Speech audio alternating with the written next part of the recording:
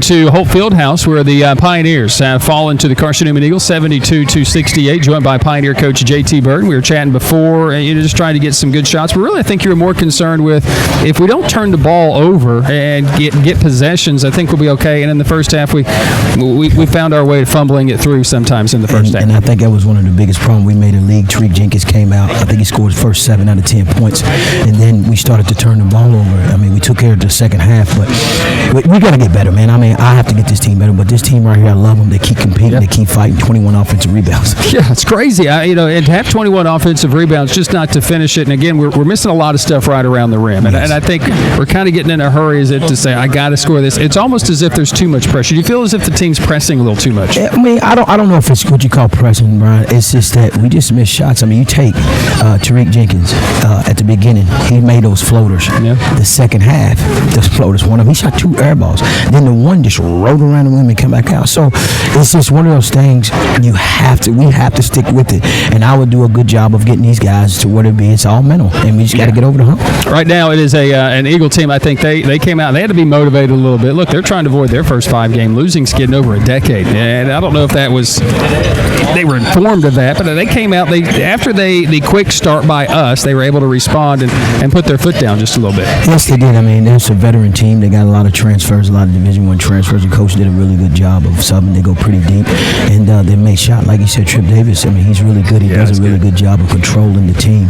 And coming down the stretch, he made crucial threes. Like at 1-3, we had made a run, but he made a 3 at the top of the key. And that's what it takes. And, we got young guys coming off the bench, and they got to understand this type of environment. They never been in this. Justin Mitchell, Josh, Joshua Scott. I think we'll be okay, man. I really do, because, Brian, these kids play extremely hard, and they never quit. We was down, 15 to 17, and we brought it. We come all the way back, and so I have nothing but good things to say about these guys, and they will continue to fight. I'm not trying to say bad things, but I'm trying to say that defensively, we gave up too many easy looks, and I think when you build that rally, and they figured out your press just a little bit in what you were doing, but we didn't stop ball, I think, too many times. And Trip Davis is too good of a player not to at least slow down. Yeah, what they've done is we trap first pass, take away the second pass, but they just spread us out. But one thing about it, when you got like Trip, once he got the ball past half court, either he's going to make the shot or he's going to back it out and run it, and that's the difference, between a young kid running your team or a kid like Trip Davis, and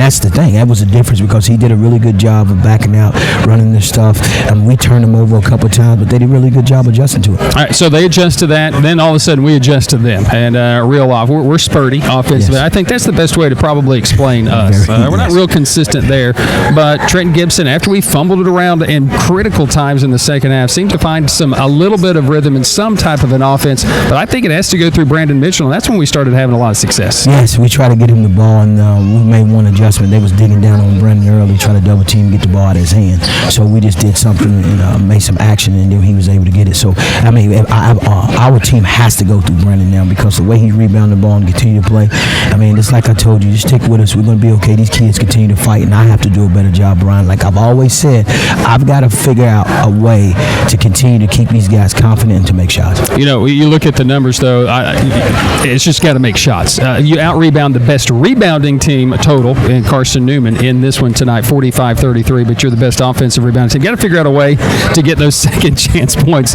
21 offensive boards, 15 second chance points, and there's got to be a way probably to get more than the offensive rebound number than you have. You have to. We have to. I mean, and we're going to go back and look at it, because I'm wondering now, after we rebound the ball, I know we're not turning the ball over after rebounds. The amount of layups we miss, yes. like 3 times. I mean, we missed wide open shots, and then we got the ball, kicked it back out, got to the rim, and missed a wide open layup. So it's just effort in this, guys. We got to continue to do the same thing, repeat it, and eventually, if it ever falls, and I think it will, our team will turn. All right, Wingate this Saturday. They have fallen against the Newberry Wolves here tonight, so a big showdown coming up Saturday. We have 2 straight home games and end with the third-ranked team in the country, LMU, who wins big tonight against Mars Hill. So big homestand coming up for this Pioneers. We need it. We need some confidence. I mean, we need some, we need the fans, the students, and everybody come out. I'm going knocking on doors to get these kids to come to this game, because we need a little confidence. And I told the guys, I knew it. I mean,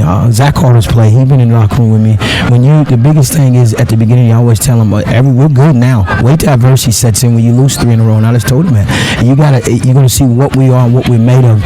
And the one thing I love about our team, them kids, they continue to fight. And it's hard. I told them the easiest thing to do is we win 4 or 5 in a row. I'm the biggest fan to go out and smile at everybody. Now you still got to do the same thing. And that's the character of this team. And we'll figure it out. We'll get in there. Tough one tonight. It's okay, though. Thank you, man. He's Pioneer coach JT Burton. That was a sigh. We're back with our final thoughts right after this. Your final, Carson-Newman 72, Tusculum 68. Pioneer basketball continues here on the Pioneer Sports Network.